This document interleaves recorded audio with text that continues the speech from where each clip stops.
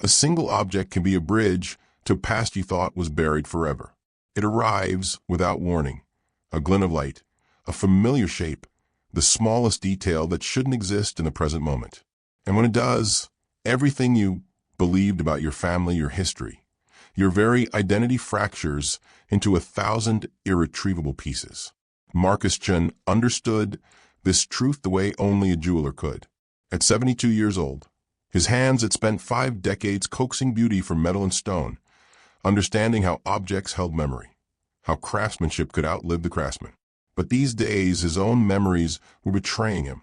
His mind moved like fog rolling through Portland streets, dense, unpredictable, occasionally parting to reveal glimpses of a life that felt increasingly like someone else's.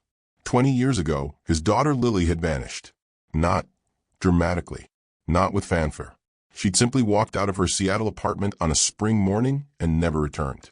The police called it a cold case. Marcus called it an amputation. The slow, agonizing removal of the person he loved most from the world. Across the Columbia River, Sophia Reeves was running on fumes and determination. At 28, she'd already learned that survival meant working double shifts at Ruby's Diner, calculating which bills could wait another week, and listening to her daughter Emma's labored breathing at 3 in the morning. The inhaler cost $340 every month. The insurance company had denied their latest claim without explanation. Sophia had stopped asking why. She was too busy figuring out how. Ruby's Diner existed in a perpetual state of controlled decay. The chrome counters had been wiped clean so many times they'd lost their shine, becoming instead a dull mirror of fluorescent overhead lights. Outside, November rain hammered against the windows with the persistence of someone demanding entry, turning the Portland streets into rivers of reflected neon, reds and blues bleeding into the puddles like watercolor on wet paper. Inside, the air hung thick with the smell of burnt coffee and bacon grease, a scent that had seeped into the walls decades ago and refused to leave. Marcus sat in his usual corner booth, his weathered hands wrapped around a ceramic mug that had gone cold an hour ago. The tremor had worsened lately. His fingers shook with the uncertainty of someone whose body no longer trusted his mind. His late wife Catherine's face was already fading, not gone entirely, but softened at the edges, like a photograph left too long in sunlight. He came to Ruby's every Tuesday because routine was the only anchor left. On other days, he couldn't remember why he was anywhere. Sophia moved through the diner with the mechanical efficiency of someone who'd learned to run on fumes. Her face bore the particular exhaustion of a mother who'd spent another night listening to her daughter wheeze, calculating in real time which medical bills could wait, which ones carried threats. Emma's inhaler was due to run out in 4 days. Sophia had $12 in her checking account. The calculator in her mind never stopped running, a constant, maddening arithmetic of survival. This isn't a fairy tale about a lost daughter miraculously returned to her grieving father. This isn't a heartwarming reunion orchestrated by fate and coincidence. This is a story of how a pair of vintage sapphire earrings, objects that should never have existed in 2 places simultaneously, exposed 20 years of carefully constructed lies, systematic betrayal, and a conspiracy that didn't just destroy 2 families. It obliterated them. The earrings were impossibly identical, not similar, not close approximations, identical in every measurable way, down to the microscopic tool marks, the specific grain of the silver, the exact hue of the Ceylon sapphires, the hand-forged vine patterns that wrapped around each stone like protective arms. One pair existed in Marcus's memory, crafted by his own hands. The other hung from Sophia's ears, a gift from her mother, a relic from a past that supposedly had nothing to do with Marcus's world. But objects don't lie. They can be stolen, hidden, passed down through generations of silence. But they cannot be in 2 places at once unless someone is lying about where they came from. And when that someone finally breaks, when the truth spills out like blood from a severed artery, everything changes. If you want to discover how these earrings connected 2 strangers bound by tragedy they didn't know they shared, and how they tore apart everything both believed about their families, subscribe now. Because this story will haunt you long after it ends. This is a story about what happens when the truth refuses to stay buried. The earrings caught the diner's harsh fluorescent light as Sophia leaned over to refill Marcus's coffee cup. They hung from her earlobes with the quiet dignity of objects that had survived decades of being underestimated. Twin sapphires, midnight blue, the color of the deepest ocean trenches where light refuses to reach. Each stone held a distinctive star-shaped inclusion that only revealed itself when the light hit at precisely the right angle. A six-ray asterism that made the sapphires appear to glow from within like captured starlight. The silver settings were hand-forged, not cast. Marcus would have recognized this immediately if his mind had been firing correctly. The metal bore the subtle irregularities of work done by human hands rather than machines. The vine filigree that wrapped protectively around each sapphire showed the craftsman's hesitation at certain turns, the places where the tool had caught slightly, creating microscopic variations that could never be replicated exactly. On the backing of each earring, barely visible unless examined under magnification, were initials, M's. Each earring weighed exactly 4.2 grams. The sapphires themselves were Ceylon origin, heat-treated to deepen their color, cut to maximize the six-ray asterism that created that distinctive star effect. The work was flawless, the kind of work that required not just skill but love, the kind of work a jeweler only did for someone who mattered. One earring bore a microscopic scratch on its silver setting, a hairline fracture from where it had caught on fabric years ago. Not a flaw, a history, a scar that proved these earrings had been worn, loved, held close enough to a human body that they'd been marked by proximity to skin and cloth and movement. They were in every measurable way the earrings Marcus Chun had crafted by hand in his workshop on a spring afternoon in 2005. The earrings he'd given to his daughter Lily on her 25th birthday. The earrings she'd been wearing the night before she disappeared forever. Marcus was mid-sip when he saw them. His ceramic mug froze halfway to his lips. His entire body went rigid, not gradually but all at once, as if someone had flipped a switch that turned a living man into stone. The coffee was lukewarm. He'd been sitting with it for an hour. It didn't matter. Nothing mattered except those earrings. His breath caught in his throat with a sound like a man drowning in air. Not similar, not close, not the kind of resemblance that could be explained away by coincidence or faulty memory or the fog of Alzheimer's creeping through his neurons like morning mist. Identical. Every detail matched. The vine patterns, the weight of the metal, the specific tone of the sapphires, the maker's mark on the backing that only he would recognize because he'd etched it there himself 20 years ago in a workshop that no longer existed. His hand began to tremble. The world narrowed. Everything else, the hum of the diner, the sound of rain against the windows, the other patrons hunched over their breakfast plates, faded into white noise. There was only Sophia, only those earrings, only the impossible collision of past and present that his fractured mind couldn't reconcile. His daughter Lily had been wearing those exact earrings when she disappeared. He'd given them to her on her birthday. Wrapped in tissue paper, he'd carefully folded himself. She'd cried when she opened them. She'd put them on immediately and hugged him so tightly he thought his ribs might crack. The next morning, she was gone. And now impossibly, those same earrings hung from the ears of a waitress he'd never met. A woman who couldn't possibly have his daughter's earrings because his daughter was dead or missing or lost to him in some way that he'd spent 20 years trying to understand. The coffee cup slipped from his fingers. Those earrings. His voice came out as barely more than a whisper. The voice of a man who'd just witnessed something that contradicted everything he understood about reality. Where did you get those earrings? Sophia's hand moved immediately to her ears, fingers touching the sapphires protectively. The gesture was instinctive, the way someone touches something precious when they sense a threat. My mother gave them to me before she died, she said, her voice hardening into defensiveness. They're all I have left of her. The color drained from Marcus's face so completely that for a moment Sophia thought he might be having stroke. His hands began shaking violently. His breath came in shallow gasps. And then the coffee cup, the one he'd been holding, slipped from his trembling fingers and shattered against the linoleum floor. That's impossible, Marcus said. The words came out measured, deliberate, dangerous in their precision. I made those earrings, by hand, in my workshop, 20 years ago. I gave them to my daughter the night she disappeared. The diner went quiet.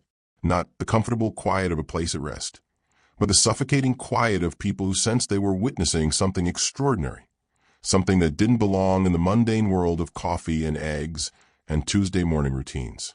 Other patrons turned in their seats. The dishwasher in the back stopped running. Even the jukebox seemed to pause, as if the universe itself was holding its breath. Sophia's hand dropped from her ears. Her eyes narrowed. That's not possible. My mother wouldn't. But her voice wavered. She could see it written across Marcus's face. This wasn't a man confused or mistaken. This was a man confronting something that rewrote his understanding of his own history. Her manager appeared behind the counter, hovering nervously. She couldn't afford a scene. She couldn't afford to lose this job. But she also couldn't look away from what was unfolding in her diner. The impossible collision of two truths that could not both be real hung between them like a suspended blade. Marcus pulled out his phone with shaking fingers, brought up the photos he'd stored from old police reports, documents he'd scanned years ago and kept like relics. His voice took on the flat, dangerous tone of someone stating facts that could no longer be denied. Those earrings are unique, he said. My custom design, never replicated. Not once in 50 years of working with precious metals. He showed her his jewelry work log, entries dated 2004 and 2005, detailing the Ceylon sapphires he'd purchased from an estate auction in Seattle, the specific hand-forging technique he'd used, the hours spent creating the vine filigree by hand. I purchased these sapphires from a collector in Seattle. They were cataloged. They were one of a kind. Sophia's jaw tightened. She reached for her phone with the deliberateness of someone drawing a weapon. Her fingers found a photograph, an old Polaroid that had survived 3 decades, its colors faded but unmistakable. Her mother Rachel impossibly young, wearing the identical sapphire earrings. The photo was dated in faded ink on the back, 1998, 7 years before Marcus claimed he'd made them. Marcus's world tilted. The impossible became more impossible. His accusation emerged like poison from a wound. Your mother stole them. From my daughter. From Lily. She took them and kept them and passed them down to you. Sophia's fury erupted like fire finding oxygen. My mother was not a thief. Her voice shook with the kind of rage that came from defending the dead. My mother was honest. She worked hard her entire life. She raised me alone and never took anything that wasn't hers. She stepped closer, her eyes blazing. She died 3 years ago of cancer. She never explained where those earrings came from. She just said they were payment for a debt. That's what she said. A debt. Not stolen goods. A debt. The two of them stood in the center of Ruby's diner, surrounded by the evidence of their separate traumas, each one holding pieces of a puzzle that didn't fit together. Sophia's fury was a living thing, protective and fierce. Marcus's desperation was equally palpable. The desperation of a man whose daughter had been missing for 20 years and who suddenly, impossibly, found her ghost hanging from someone else's ears. Marcus pulled out his phone again, this time accessing the missing person report he'd kept digitized. His hands had stopped shaking. They'd moved into a different register, the cold, controlled movements of someone accessing profound grief like opening a filing cabinet. Lily Chen, he read aloud, 25 years old, disappeared from her apartment in Seattle on March 14, 2005. Last seen wearing sapphire earrings. Case went cold within months. No body ever found. No leads. No closure. He turned the screen toward Sophia. Her photograph, young, smiling, alive, stared out from the missing person report. The date was nearly 2 decades old. The diner had gone completely silent. Even the rain seemed to quiet itself. Sophia's defensive anger collided with something else. The dawning realization that this wasn't about an accusation of theft. This was about her mother's connection to a disappearance. This was about secrets buried so deep that even death hadn't uncovered them. Her manager appeared at the edge of the booth, hovering with the nervous energy of someone watching their business crumble in real time. Sophia's job hung in the balance. One more scene, one more disruption, and she'd be replaced by another desperate person willing to work for minimum wage. She couldn't afford this. She couldn't afford anything except survival. But Marcus's grief was a force that had gathered for 20 years. His protective rage over a daughter who'd vanished was colliding with Sophia's protective rage over a mother who'd kept secrets. Two people, each one fighting to defend the honor of the dead, each one holding pieces of a truth that neither wanted to acknowledge. The gap between them, a pensioner with time to obsess over a cold case versus a waitress working double shifts to keep her daughter alive, widened like a chasm. His desperation was different from hers.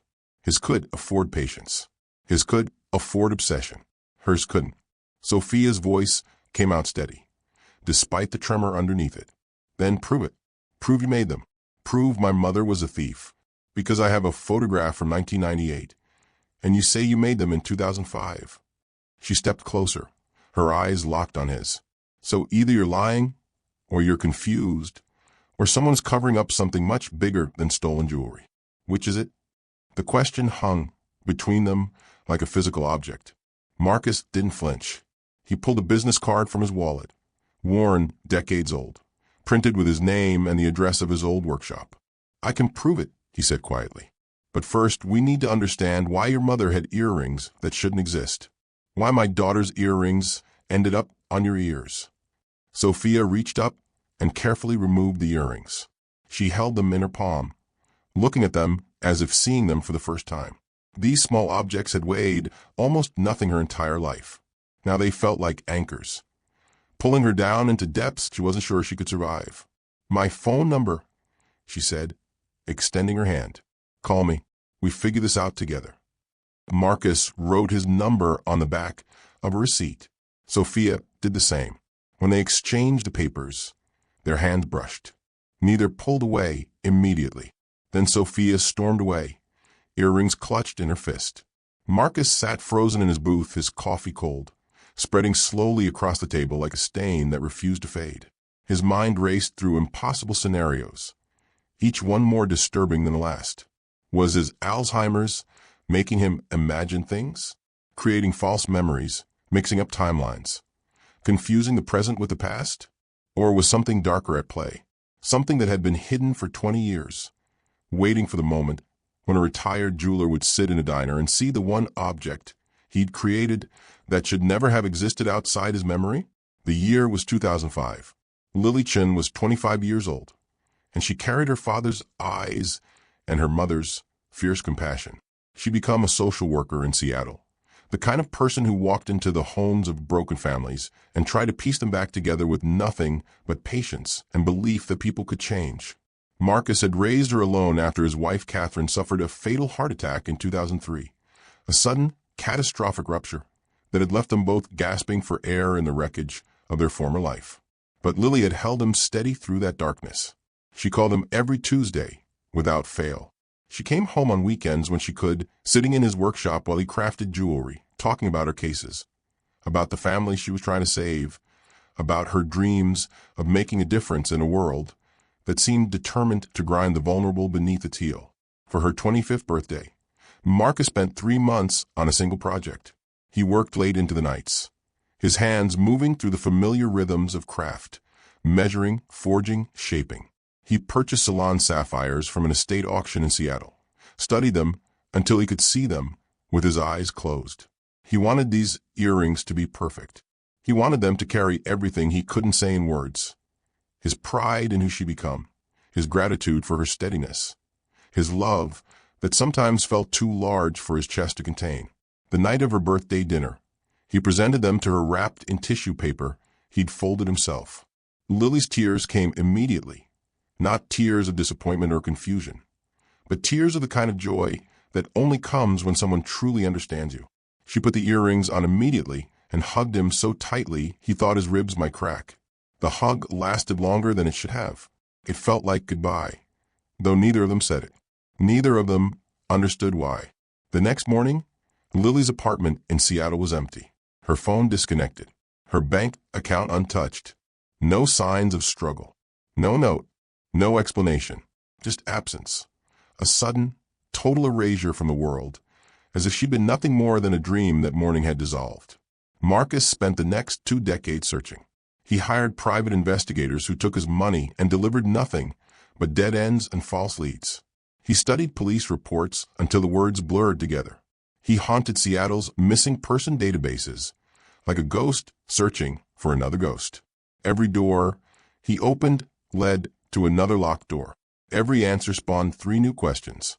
His wife, Catherine, already fragile from grief, deteriorated into something smaller and more broken. She died 2 years later, her heart having simply given up the fight. Marcus was left alone with questions that would never be answered and a growing darkness in his mind.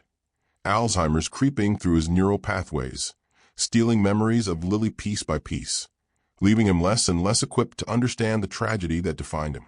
Rachel Morrison had been the kind of mother who worked 3 jobs and still couldn't explain where Sophia's father was. The subject was off limits, a closed door that Rachel refused to open no matter how many times young Sophia knocked.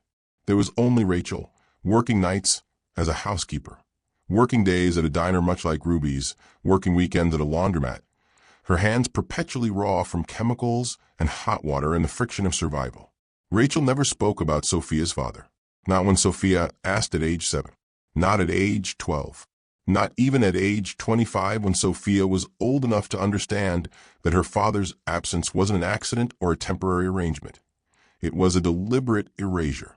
Her mother had simply decided that some stories were too dangerous to tell. 3 years ago, Rachel died of ovarian cancer. The disease had taken her slowly, stealing parts of her body and mind until what remained was barely a person anymore. In her final days, delirious from pain medication, she'd pressed the sapphire earrings into Sophia's hands with the intensity of someone passing down sacred objects. "These will protect you," Rachel had whispered, her voice barely audible. "They're payment for a debt I can never repay." Then she died, taking her secrets with her. Now at 28, Sophia was raising Emma alone. Emma's father had abandoned them when the asthma diagnosis came, as if he could outrun the disease if he ran far enough. Emma's breathing had been getting worse. The inhalers cost $340 every month. The insurance company sent letters denying coverage, letters that Sophia read with the particular rage of someone being told that her daughter's life wasn't worth covering. Collection calls came daily. Her debt had reached $4,000. Her checking account hovered perpetually between 0 and terror. The earrings were her only valuable possession. She could have sold them 100 times over. She could have used that money to breathe, but she couldn't. They were all she had of Rachel, all she had of a mother who'd loved her enough to sacrifice everything, but had never explained what she was sacrificing for. The earrings were the only inheritance that mattered, not their monetary value, but their proof that Rachel had existed, had loved her, had tried to protect her from something Sophia would never fully understand. This had stopped being about earrings, somewhere between Sophia's palm closing around them and Marcus showing her the missing person report.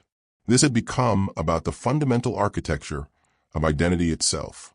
If Marcus was right, if these were truly Lily's earrings, then how had Rachel gotten them? The question spiraled into increasingly dark territory. Was Rachel involved in Lily's disappearance? Had Sophia's entire childhood, every sacrifice her mother made, every job worked, every boundary crossed, been built on blood money? Was she the daughter of someone who'd participated in violence, in kidnapping, in something so terrible that it had required decades of silence and flight and the creation of false identities? But if the 1998 photograph was real, and Sophia knew it was real because she'd held it her entire life, then Marcus's timeline was wrong. His memories had fractured. Either he'd stolen the design, or his dementia was constructing elaborate fictions, or he was deliberately lying about something. How could earrings he claimed to have made in 2005 appear in a photograph from 1998? For Marcus, the stakes were equally catastrophic. His entire understanding of his daughter's disappearance was suddenly called into question. For 20 years, he believed Lily had been taken, that something violent had occurred. But what if she'd left voluntarily? What if she'd given her earrings to Rachel Morrison as a parting gift, a payment, proof of something? What if his dementia wasn't just stealing his memories? What if it was rewriting them entirely, constructing false certainties from fragments and grief? Both of them needed answers. Sophia needed to know who her mother really was. Marcus needed to know what happened to Lily before Alzheimer's stole the ability to understand the truth, before his mind dissolved completely into fog and emptiness. They were trapped in a mystery that demanded resolution, and yet every answer they found only spawned more questions, darker questions, questions that neither of them wanted to face. Their fates had become inextricably linked by an object that shouldn't have existed in two places at once. Thomas Blackwood moved through the world like a man who'd never been told no. At 68 years old, he carried the particular confidence of old money, the kind that had been inherited rather than earned, that had accumulated interest across generations, that had learned early how to transform itself into power. His real estate dynasty sprawled across the Pacific Northwest like a carefully constructed web, each property purchased, developed, and sold with the precision of a chess grandmaster who'd been playing the same game for 40 years. When Marcus and Sophia arrived at his Capitol Hill office in Seattle, Thomas was charm itself. He remembered Rachel fondly, wonderful housekeeper, so diligent, such a sad story when she left suddenly in 1999. I always assumed she'd found better opportunities elsewhere. His words were smooth as river stones worn by decades of use. He offered them coffee. He smiled with the kind of sympathy that seemed genuine, that made you want to believe in his goodness. I always take care of my former employees' families, he said, writing out a check for $5,000 for Emma's medical bills. Please, it's the least I can do. Your daughter's health matters. The generosity hung between them like a carefully placed trap. But there were tells if you knew how to look for them. When Sophia showed him the photograph of her mother wearing the sapphire earrings, Thomas's left eye twitched, a microscopic involuntary spasm that lasted only a fraction of a second. His hand trembled slightly as he returned the photograph, and his questions came too quickly, too specifically. How much had they discovered? Whom had they spoken to? Did they have access to police records? Had they contacted anyone at the Detective Bureau? His assistant, a thin woman named Patricia with the nervous energy of someone always watching, hovered too closely.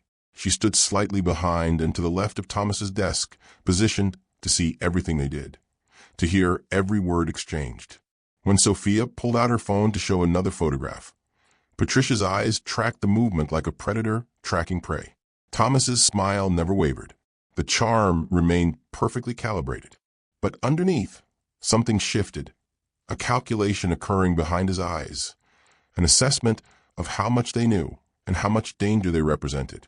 He was a man who'd spent nearly 3 decades burying the truth, and something in their questions told him that the earth he'd packed so carefully was beginning to crack. Subscribe now if you want to discover what Thomas Blackwood was truly hiding, because this is where the story transforms from a mystery about lost earrings into something far darker. The DNA results arrived on a Thursday morning, delivered via certified mail to Marcus's apartment. His hands shook as he opened the envelope. The pages inside rewrote everything. Marcus was Sophia's biological grandfather. Lily, his daughter, missing for 20 years, was Sophia's biological mother. Rachel was not her biological mother. The timeline collapsed and reformed itself into a shape that contradicted everything they believed. Lily hadn't disappeared in 2005. She'd disappeared in 1998, 27 years ago, and she'd been pregnant when she vanished. Rachel, fleeing her own abusive situation, had somehow found Lily or been connected to her through circumstances neither of them fully understood yet. Rachel had taken infant Sophia and the sapphire earrings and simply disappeared, changed names, crossed borders, built an entirely new life on the foundation of a secret. The earrings themselves were the key to the puzzle. The ones Marcus thought he'd made in 2005 were actually earrings he'd crafted in 1997. His Alzheimer's had scrambled the timeline so completely that he'd misremembered the entire sequence of events. The dementia hadn't stolen his memories so much as shuffled them like a deck of cards dealt by a drunk dealer. He'd given these earrings to Lily years earlier than he remembered, before she disappeared, before the world collapsed.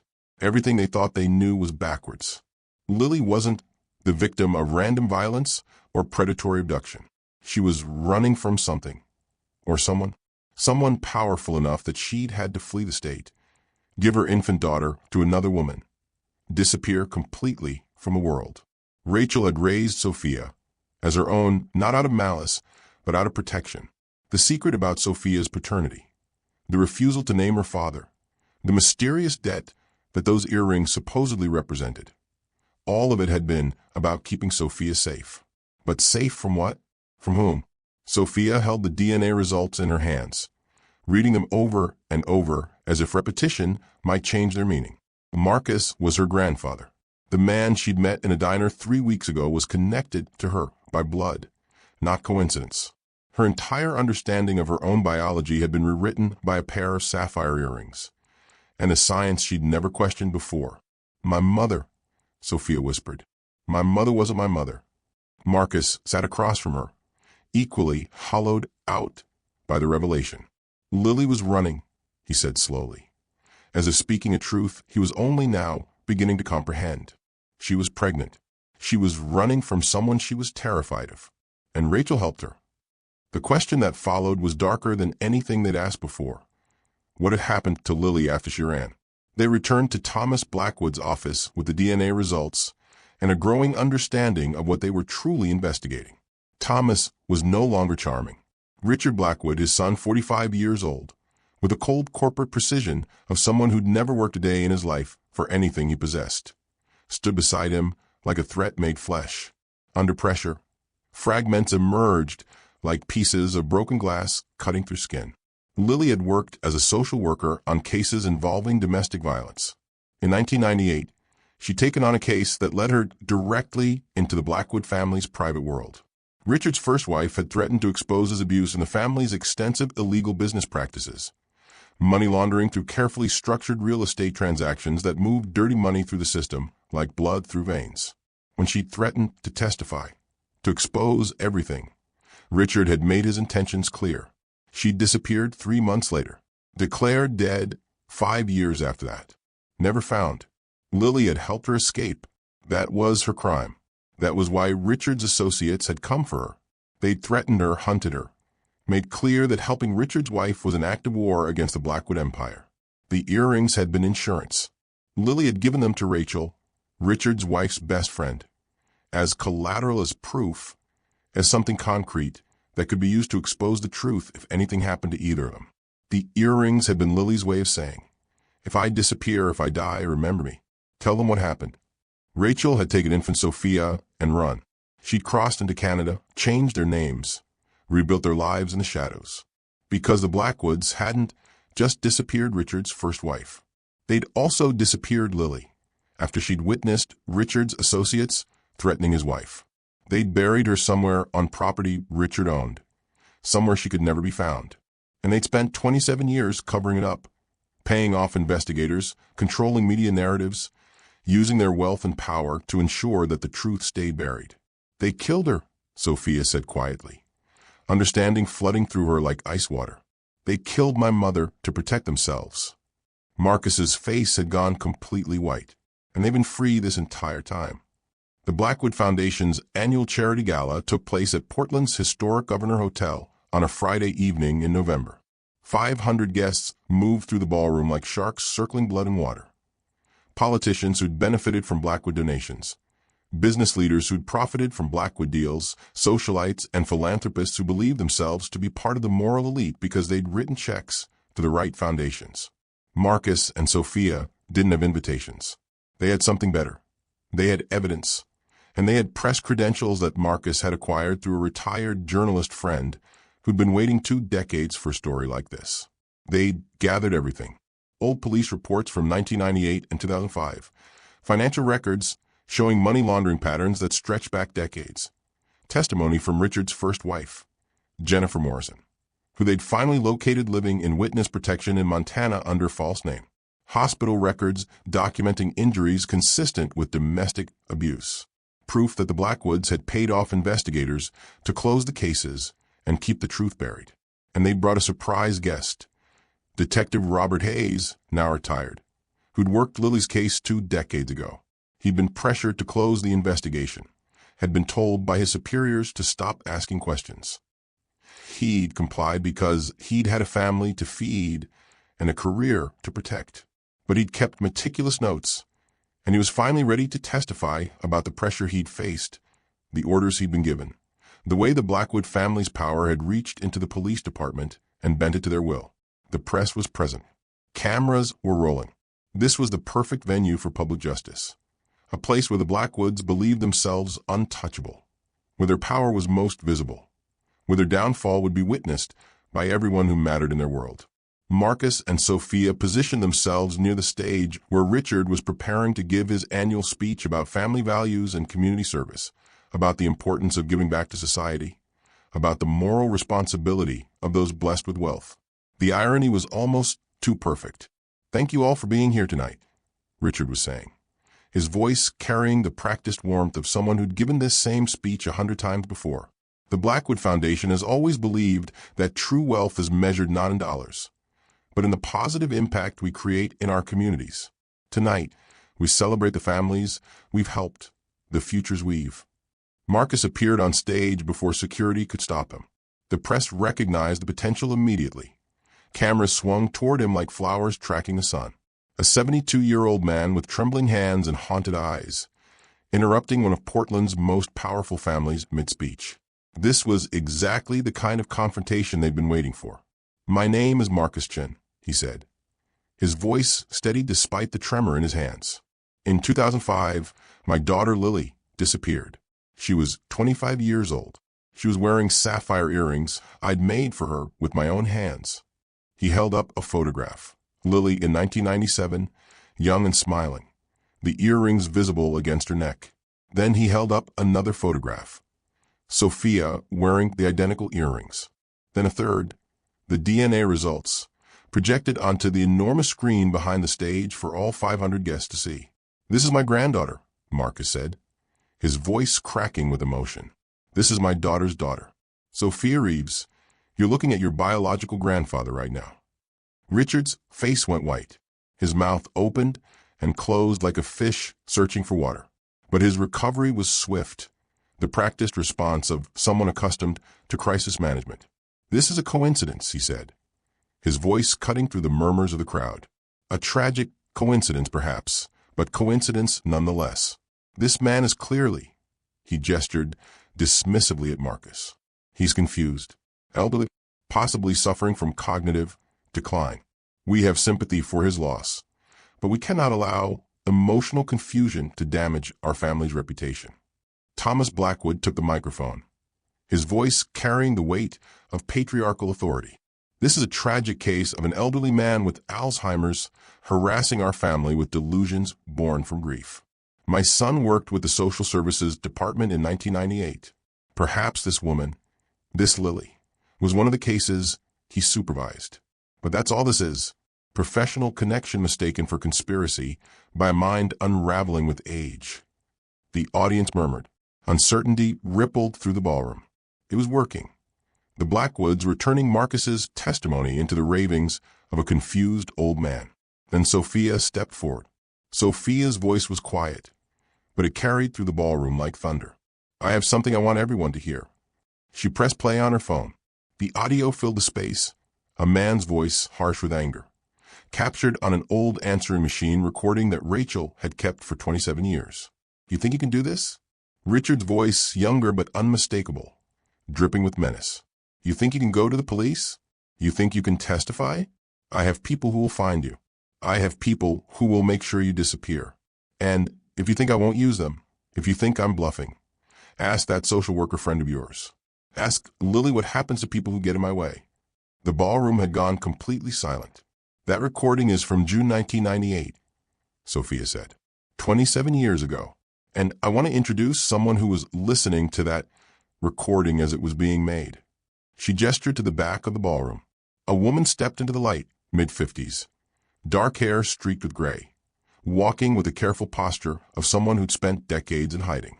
Jennifer Morrison, Richard's first wife, the woman who disappeared in 1998. The woman who'd been declared legally dead in 2005. The gasps from the crowd were audible. Several women fainted. Journalists were already streaming live, already broadcasting this impossible moment to the world. "My name is Jennifer Morrison," the woman said, stepping forward. "I was married to Richard Blackwood for 3 years. During that time, I was beaten, threatened, and terrorized. When I tried to leave, when I threatened to go to the police, Richard had me hunted. My best friend, a young social worker named Lily Chin, helped me escape. For that act of mercy, for helping me. Lily was killed." Her voice didn't shake. She'd had 27 years to prepare these words. I couldn't come forward. Richard's family had investigators, had police connections, had power that reached everywhere. If I testified, if I exposed them, they would have used me as leverage against Lily. They would have made sure she disappeared permanently, that her body was never found. So I ran. I hid. For 27 years, I stayed silent while Lily's family searched for answers. She looked directly at Marcus. "Your daughter died protecting me, and I'm sorry it took this long to tell you the truth." Richard's face had gone from white to a deep, dangerous red. His hands were shaking. Security was moving toward Marcus and Sophia, but the press had surrounded them like a protective barrier. Police, already present in the ballroom for security purposes, were watching, evaluating, understanding that something extraordinary was happening in real time. "You were supposed to stay dead," Richard screamed at Jennifer, his composure shattering like glass. "You were supposed to stay dead." The microphones caught every word. "I paid them," he continued, his voice raw with panic and fury. "I paid the investigators. I paid the police. I made sure she disappeared. I made sure nobody would ever find her. You think you could come back? You think you can?" His father grabbed his arm, but it was too late. The confession was already spreading. Journalists capturing it, broadcasting it, uploading it to every platform simultaneously. Sophia stepped forward and took Marcus's hand. Together, they watched as the Blackwood empire began to collapse in real time. Police moved forward. Arrests were made on stage. Evidence was seized. The Blackwood Foundation's board called an emergency session and voted unanimously to remove the family from all leadership positions. Real estate holdings were frozen pending investigation. Federal agents arrived within hours. Thomas Blackwood, confronted with the reality of prosecution and exposure, suffered a massive heart attack right there in the ballroom. He was rushed to the hospital where he would spend his remaining years in custody, his fortune seized by the government. Richard was led away in handcuffs, screaming denials that nobody believed anymore. The moment was captured from a dozen angles. It went viral within minutes. By morning, it was the biggest story in the nation. Marcus and Sophia stood together as flashbulbs exploded around them, holding each other as the world watched. Finally, the truth emerged. 3 months later, the legal machinery had moved with surprising speed. The Blackwood family's assets were seized, all of it. Properties, bank accounts, investments, retirement funds. A restitution fund was established for the victims of their crimes. Sophia received a settlement of $2 million. Emma's medical bills were paid for life. A college fund was established in her name. Marcus's medical expenses were covered. In-home care was arranged for his Alzheimer's. Specialized nurses to help him maintain his dignity as his mind continued to fragment. Jennifer Morrison emerged from witness protection. She'd already begun consulting with federal prosecutors on additional cases. There were others, it turned out. Other women. Other disappearances. The Blackwood family's reach extended far deeper and darker than anyone had initially understood. Criminal trials were underway. Richard Blackwood faced murder charges for Lily's death. Investigators had found her remains on a property he'd owned in 1998, buried beneath concrete that had been poured shortly after she disappeared. The forensic evidence was incontrovertible. Thomas Blackwood faced charges for conspiracy, obstruction of justice, money laundering, witness intimidation. The walls were closing in. The empire was dissolving. Lily's case was officially closed, not as a missing person anymore, but as a homicide. Her name was finally cleared of any suspicion. She was officially recognized as a victim, not a suspect, not a mystery. Marcus held a small ceremony at Lily's grave on a gray Portland afternoon. The headstone had been replaced, no longer reading missing. Lily Chin 1980-, but now bearing her full name and dates. Lily Chin 1980 to 1998, beloved daughter, mother, and hero. Sophia stood beside him, with Emma on her other side. The girl was 8 years old and had never known her mother, had only known the story of her mother. But now she understood. Now she could stand at her mother's grave and know that her mother had died protecting someone, had died fighting injustice, had died as a hero. Marcus's Alzheimer's was progressing. Some days, he woke up not knowing where he was. Some days, he forgot Sophia's name. But on this day, standing at his daughter's grave, he was present. He was lucid. He was able to understand what they'd accomplished. The sapphire earrings were donated to a museum exhibit honoring women who expose injustice. They hung in a climate-controlled display case alongside Rachel's old passport and Jennifer's testimony. A plaque beneath them read, "These earrings connected a family separated by violence and lies. They remind us that truth, no matter how long buried, always seeks the light." Sophia established the Lilychin Foundation, dedicated to supporting domestic violence survivors. She used part of her settlement to fund it, and she volunteered her time despite working at Ruby's Diner. She kept her job because it grounded her, because it reminded her of where she'd come from, because it kept her connected to the reality that had brought her into this story. Jennifer worked as an advocate, helping other women escape abusive situations, using her experience to guide them toward safety. She and Sophia became close. They were bound together by trauma and survival and the shared understanding that sometimes the smallest acts of courage create the largest ripples. Marcus knew the truth. He knew what happened to Lily. And though his mind would eventually forget again, though Alzheimer's would steal this knowledge from him piece by piece, the record was set straight. History had been corrected. True wealth isn't what you inherit from your parents or your grandparents. True wealth isn't measured in real estate holdings or investment portfolios or the size of your foundation. True wealth is what you do with the truth when everyone around you is telling you to stay silent. True wealth is the courage to speak when speaking costs everything. Lily died protecting a stranger. She gave her life so that Jennifer could escape, so that someone else could be safe. She was 25 years old, and she chose compassion over self-preservation. Rachel sacrificed her identity. She abandoned her name, her past, her entire existence to raise a child that wasn't biologically hers, to protect a secret that would have destroyed her. She gave everything to keep Sophia safe. Jennifer survived 27 years in hiding, carrying the weight of knowing what happened, unable to testify without destroying a child's future. She waited, she endured, she finally spoke truth when the moment arrived. And two strangers, a dying old man and a desperate waitress, refused to let lies win. They investigated when it would have been easier to accept the official story. They pushed when the world told them to stop. They brought justice to a case that had been buried for decades. If this story moved you, if it reminded you that truth matters and that justice can prevail even against impossible odds, hit that like button. Subscribe for more untold stories of ordinary people exposing extraordinary injustice. These are the stories that networks won't tell you, that corporations want to keep quiet. Subscribe so you stay informed, so you remember that one person can change everything. Share this with someone who needs to know that truth is power. Comment below. What would you have done in Sophia's position? What would you have sacrificed?